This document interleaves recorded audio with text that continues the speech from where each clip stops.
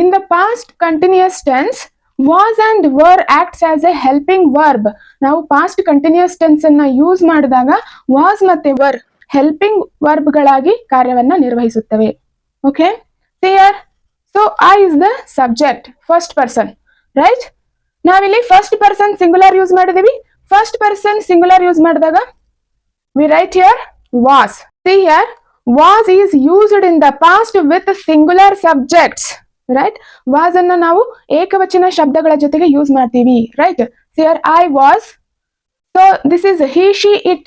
This is third person singular, right? third person singular ಇದ್ದಾಗ ಕೂಡ ನಾವು was ಯೂಸ್ ಮಾಡ್ತೀವಿ, right? he was, she was, it was, right?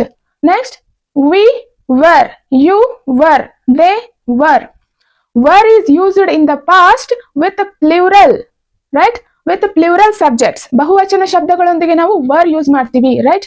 we ನಾವು, we were, you ನೀವು, you were.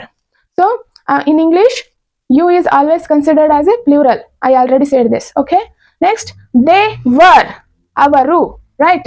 See here, next, when these verbs, forms of verbs used as a main verb.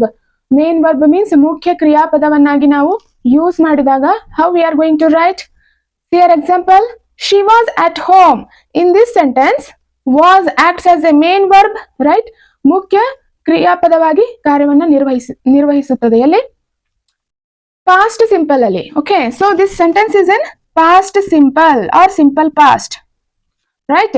So this sentence is in past continuous tense. ಇದು past continuous tense ಅಲ್ಲಿ ಇದೆ, right? ಅಂದ್ರೆ ಹಿಂದೆ ಆ ಘಟನೆ ಮುಂದುವರೆದಿದೆ ಅಂತ ಹೇಳುವ ಸಂದರ್ಭದಲ್ಲಿ ನಾವು past continuous tense ಅನ್ನು ಯೂಸ್ ಮಾಡ್ತೀವಿ.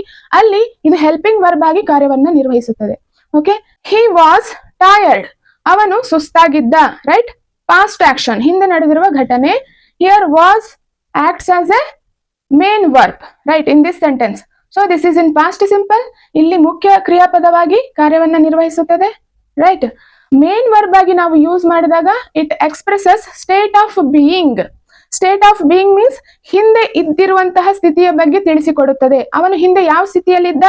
ಸುಸ್ತಾಗಿರುವ ಸ್ಥಿತಿಯಲ್ಲಿ ಇದ್ದ, right? Next, I was happy.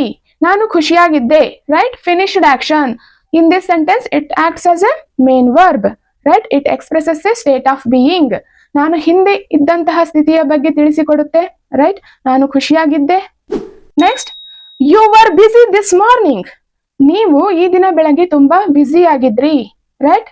In this sentence were is the main verb, right?